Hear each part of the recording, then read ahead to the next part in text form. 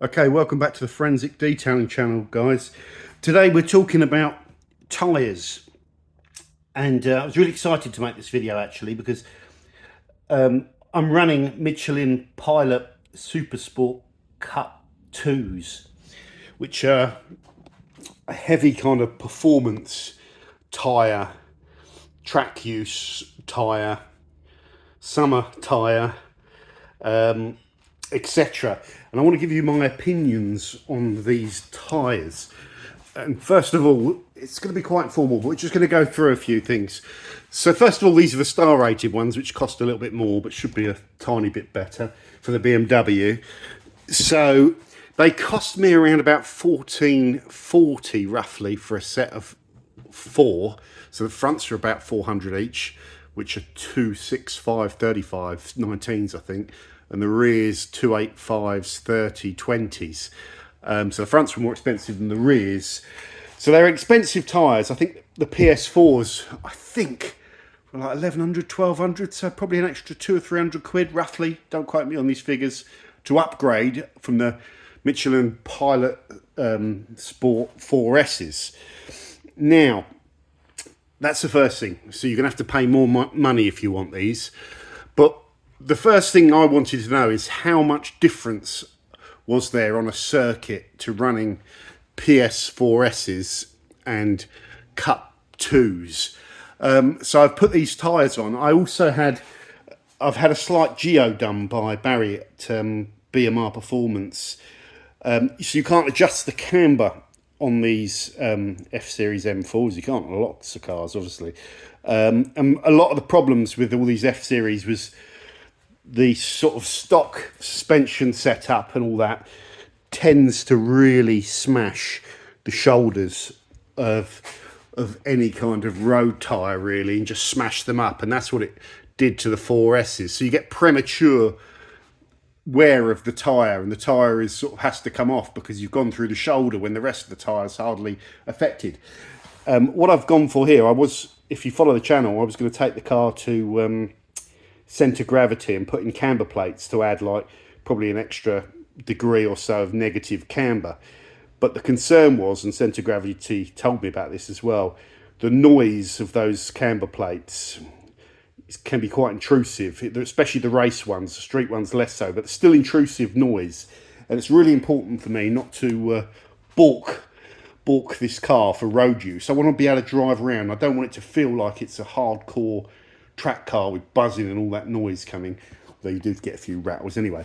So that was really important to me. So Barry suggested that you can get BMW M4 hubs with an extra half a degree of negative camber, and he runs an M4 competition and he tracks it, and that will help give you a little bit more camber, fixed camber, and help the shoulder wear.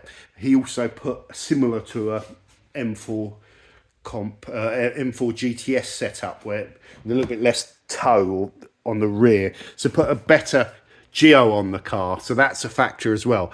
But basically running the PS4s around Goodwood, and I'm pretty comfortable running around Goodwood. I was somewhere in the 1:28 5s, 1 minute 28 0.5 seconds, something like that, and that felt like I couldn't get much more out of the car.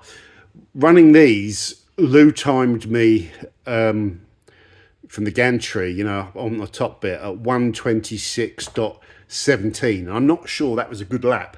So Lou got in the car later on, I was filming and I was pushing. I wanted to get below 1:26 because I just wanted to. And I was on for a 1:25. I was on for it. I could have done it. But I overcooked it on the last corner and there was some cement dust down, or whatever it's called, the absorbent dust, to pick up an oil spill. And I just went through that last corner too quick and nearly wiped out. And then that was scared then. So it was the end of the day. I was tired, so I didn't want to try again. But I think you could probably get into the 1:25s with these. And that's a massive difference. So just running these tyres, let's just go on the 1:26.17. Let's say two and a bit seconds quicker. But the geo might help a little bit on that, but not I think that was really predominantly from the tyre. So straight away, I was really impressed after running these around Goodwood. I'm like, yeah, these are absolutely faster on a circuit. How do they feel? They feel like there's more grip. So when you're at the edge of that grip limit, it doesn't want to break grip, especially when you're really going fast. I had a lot more confidence in the grip of this tyre, and that might have contributed to me just pushing it everywhere a little bit more and just going faster generally. Another thing with the grip, what was I going to say with the grip? Yeah, there's a much more solid feel to these tyres. So something that's really important, the sidewall on these PS4Ss is so thin and flimsy. And when you put on the Cup2s, the first thing you notice is that the car feels firmer. It feels slightly firmer. Yes, the road noise, there's more road noise from these Cup2s. There's a little bit of rumble and roar, but I can live with that. I don't mind. It's not that different. It's a tiny bit. You know, you'd have to be really sensitive to road noise for that to be an issue. You're going to get that compromise. So don't worry about noise if you're buying these tyres. But definitely when these tyres, when you're working them hard, they feel squirmier. And half of that is probably because of this really soft, thin sidewall. Very interesting, actually. You learn a bit about companies. My PS4s that I was running on this car, all four of them, they were shot to pieces because the outside edges, especially the fronts, shot to pieces on the shoulders. So I ordered the new Cup2s from Glenn, TMS, I think it is, or TSM, TMS, I think it is, up the road. Really good tyre fitter. When he took the PS4s off, he noticed something on the sidewalls. There was a split in the sidewall.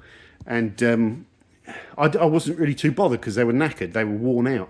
But he said Michelin will be interested in that and that he shouldn't be doing that. So he's going to file a report or whatever and send those tyres off to Michelin. And I thought, okay, great. But Michelin came back straight away and just said, as a gesture of goodwill, they deducted the cost of the two front PS4Ss that had done this sort of weird cracking on the sidewall where we noticed it when we took the tyre off. So deducted the price of those PS4Ss off of the Cup2s, and I thought, well, that's brilliant because I was changing these tyres anyway. So then they didn't accept liability because they've obviously got to go and investigate it and all that. The rears were fine. The rears didn't do it. So I think the front of the car was, you know, that tyre's got all the weight of the engine and like you get a lot of digging in at the front and like leaning over, and just over time it did something to that PS4. It was quite worrying actually. So I was initially planning on running these Cup2s and then going back to PS4 because the PS4S, the S, that is important. Different tyre, much better tyre. The 4S, you could argue, is a better road tyre, especially, you know, all-round tyre efficiency, all that sort of stuff, but better kind of performance in the winter months, even though it's not amazing. It's better in the wet, and it's a better all-round tyre. And when you get out of summer in the UK, as you know, rain is not uncommon. So I thought these might be a more solid bet, and I'll just try the Cup2s. But after trying the Cup2s, it's this simple. I wouldn't go back to the PS4S, especially with what happened. So I much prefer the Cup2s, even I'll pay the money, you know. So big increase in lap time around Goodwood, like over 2 seconds a lap. These Cup2s, they need a lap or two just to get up to temperature. It's a very soft compound, but it needs a little bit of heat and warm up. We've talked about the sidewalls already, much thicker sidewall in the Cup2, which feels firmer, and it just feels a little bit more responsive when you're moving the steering wheel, especially when you're going, you know, you're at the car's like screeching, you're at high speeds, but you feel the sort of cornering, you feel it a bit more. A downside of these Cup2s is the wear rate. So I'll show you a video and overlay it of what happened to these tyres after one track day at Goodwood, okay? So there's quite a lot of degradation, and the deg, these have now done 2 track days, but I've still got shoulders. I've swapped the fronts around because on front left circuits you're always going to be working this one, so if you swap the fronts you get a bit more. But I've still got tread in the shoulders. I wouldn't if these were 4Ss. Okay, they would have just eaten those shoulders. But what I get is on the outside two sections of this tyre, you can see it's really working it, and it's quite heavy degradation, especially on that second channel where it's really digging away at it. So a lot of wear from one track day. So these, I think I could probably get 3 or 4 track days out of these Cup 2s, and the fronts would need replacing. If you're driving Rambo mode for the whole day, you could probably do them in 2 track days, possibly. Let me know on that. Or some people might say, "What? I've done 10 track days on them." Depends on the car as well. These F-Series BMWs tend to work tyres. It's not a light car. It's at 1550 kilos. It's not massively heavy, but it's not light. With that big lump at the front, all that weight, tends to work the front tyres really hard, and you can often get really quick tyre wear on F-Series BMWs. Okay, not just the M4. So wear is a bit of a problem. Wet performance. So I've driven these on the circuit. Actually, at Castle Combe in the afternoon, it poured down, but it was kind of like a really hot day. And because the heat was in the tyre and there wasn't loads of standing water, the grip was still there. Hard to say though. Hard to say really. But I think if you have small amounts of water in summer, you're fine. It's probably when, and I've experienced it on the roads, when the roads are really wet, you get less displacement with these tyres. If you just look at the tread pattern on them, they don't have as much, you know, what they're called, what the channel's called, the tread, you know, the grooves that displace all the water. So I would imagine the risk is when it's really soaking wet, that these tyres aren't going to be that great in the wet, and they're sort of a little bit maligned for their wet performance. But that's a compromise you're probably going to get with any tyre that's primarily developed to be used in the dry, but just not be, you know, like kamikaze in the wet. So alternatives, really, guys, like the PS4S is still an alternative to this, and it just, you've got to ask yourself, how much of this do you want for out and out track performance, and how much do you want usable for the road? If it's 99% road use, and then with the odd track day once every 2 or 3 months, the Cup 2 might not be the best choice. You might want to go with the 4S or whatever you can get for this BMW in the right size. I'm not sure if you can get the Goodyear Super Sports because of the sizes, the staggered sizes on this M4. I'm not sure. That might be an option to consider. I probably won't go back to the 4S because of that thin sidewall. I'm not too keen on that. Alternatively, if you want to go even more hardcore, this is covering what's next. I'm considering seeing if I can get AR1s, the Nankans, which are even more hardcore kind of track tyres with even less, you know, wet channels, you know, so they're almost like semi-slicks for track days. But I've got a feeling I might get better wear out of those if they're viable. I don't know. Has anyone run those on these sizes? So 265, 35, 19 fronts, rears 285, 30, 20. And do they come in different compounds? Because sometimes with the Nankans you can get like a soft or a medium compound. I would probably go for a medium. I'm just looking for something that would wear. The problem with all these tyres is if I went over to there, you're getting into the category of proper hardcore tyres where the road performance is really going to be useful. Even though I'm up in this bracket where I want to run, like I want to get really good, I want to push and like notice the difference. You know, I want these Cup 2s on. That might be a step too far when you go out with those full ones. What other options are there? I'm not sure, but I think you can get the Trofeos on in those sizes. I'm not sure really. So let me know what other tyres you've run if you've got an M4 Comp or an M4 CS or an M3 CS, you know, all that sort of stuff. So finally, who should buy Cup 2s and who shouldn't? Well, first of all, if you're on a budget, you shouldn't. You pay a premium for Michelin tyres. You get excellent service, you know, customer support and that, top notch. I can't believe as a gesture of goodwill they refunded the cost of 2 of those. But that means they're interested in investigating whatever it was. And I'm sure it's probably to do with me driving these tyres like a lunatic. But if you're on a budget, it's fair to say that these tyres are expensive, really premium, top end of the market. So it wouldn't be that. If you're worried about wear rates, you know, again, these tyres are really soft, and I think you're just going to wear them out. If you're using them on the road, the performance, you know, when you're just driving around putting the miles on the car, you're not really getting the benefit of a really high-end performance tyre. So it's probably not worth it.